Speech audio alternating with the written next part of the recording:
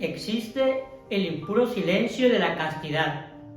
Muy buenas noches a todos, sean nuevamente bienvenidos a esta segunda parte del segundo capítulo, el don de la virginidad. A recordar un poco sobre el capítulo anterior, el cual estaba titulado El sentido de una elección. Nos quedaremos con esta palabra que nos va a hacer mucho énfasis durante este capítulo y en esta continuación, el cual les vamos a compartir.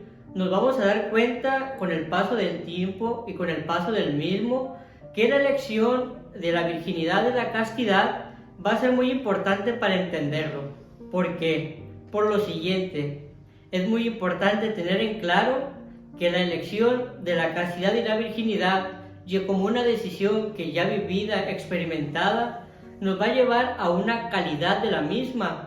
Y es aquí en esa experiencia de la calidad de la virginidad y de la castidad donde nos podemos dar cuenta que nuestra vida cambia rotundamente. Es decir, cuando entendemos esto, nuestra vida no vuelve a ser igual porque nuestra vida torna a otro sentido. Es decir, nuestras perspectivas ante estos temas cambian completamente.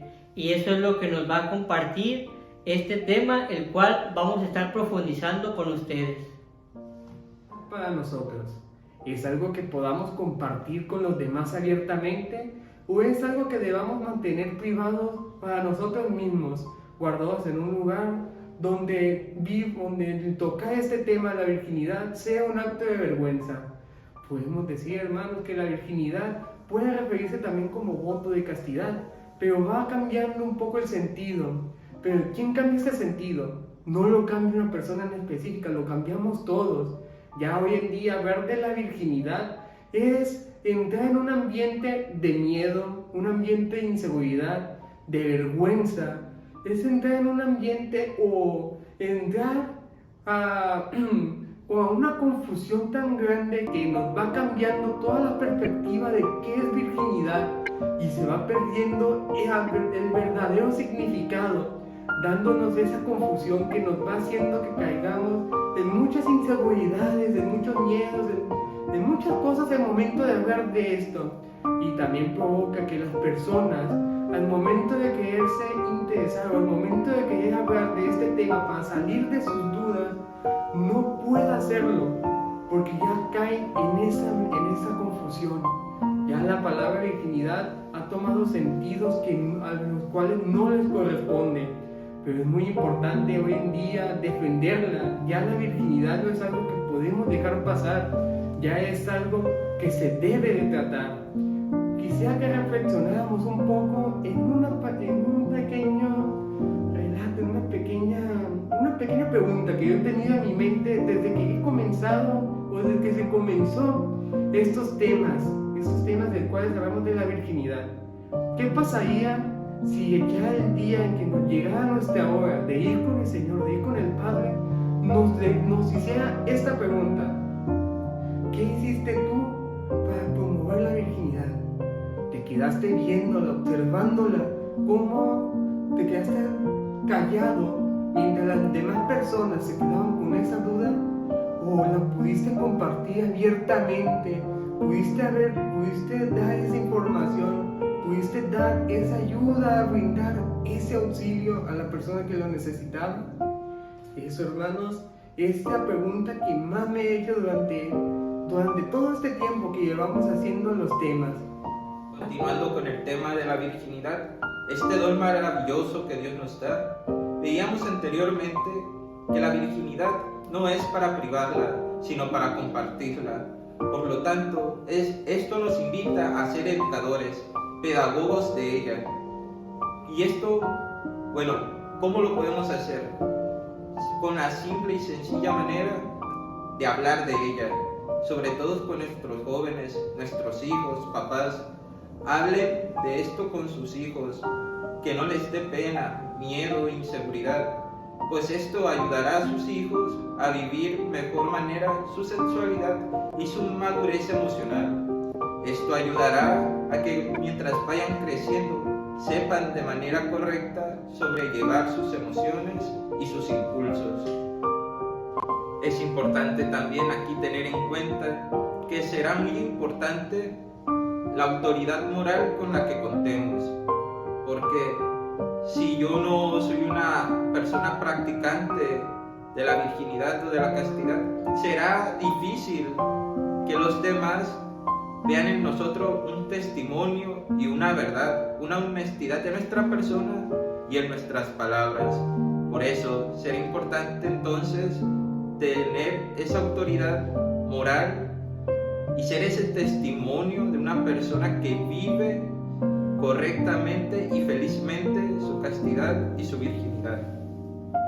Por lo tanto, si no somos coherentes con nuestras acciones y nuestras palabras, si éstas no concuerdan, nos convertiremos para nosotros mismos y ante Dios y para tanto los jóvenes y todas las personas que nos conocen en vírgenes falsos. Es importante preguntarnos y cuestionarnos: ¿es posible o no es posible vivir el celibato o la castidad o la virginidad? Claro que se puede, pero eso es importante tener bien en claro y entenderlo, que el sentido de la castidad no se trata de la abstinencia de relaciones sexuales, sino al contrario, hacerlo con un sentido diferente.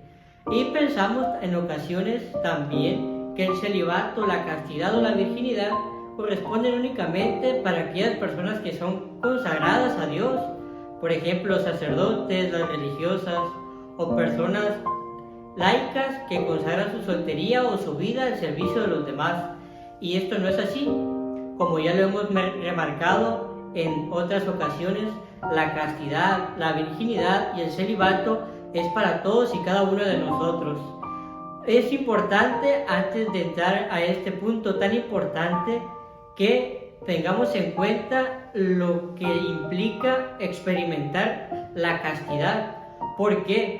Porque en este punto donde vamos ahora sí a ponernos en acción, a testimoniar, es decir, a realizar lo que estamos hablando, vamos a conectar nuestro entendimiento, nuestro razonamiento con nuestra acción, con lo que hacemos todos los días, para lograr un testimonio tanto para los jóvenes como aquellas personas que quieren saber acerca de este tema y que empiezan a vivir sobre este tema. Pero cuidado, es importante tener bien claro y presente que podemos caer en un celibato frustrado, es decir, cuando no se vive el celibato de una forma correcta, podemos caer en este término, en esta acción, es decir, nos quita la paz y complica más nuestra vida, tanto en los casados como en los solteros. Esto provoca a buscar alternativas no tan positivas, es decir, buscar compensaciones, satisfacciones aquí y allá, satisfacciones que conocemos cada uno de nosotros perfectamente.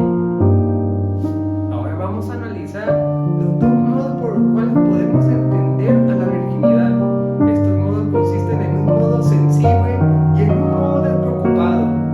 El primer modo, que es el modo sensible, es cuando la persona tiene la capacidad de comprender bien el tema de la virginidad, es responsable con esta y es responsable cuando se trata de los demás para poderlos encaminar por estos temas.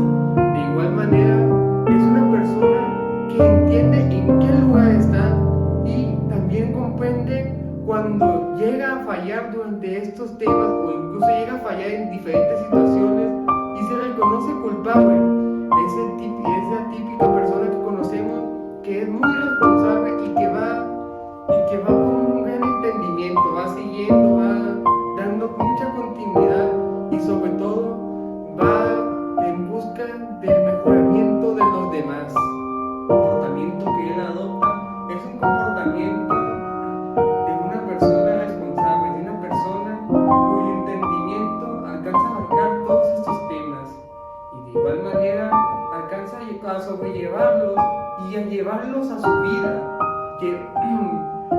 guiándose por un camino en el cual lo va volviendo más y más, pero más y más consciente de lo que está viviendo, de esta parte de la virginidad que va haciéndose parte de su vida y que va acoplándolo a las diferentes situaciones.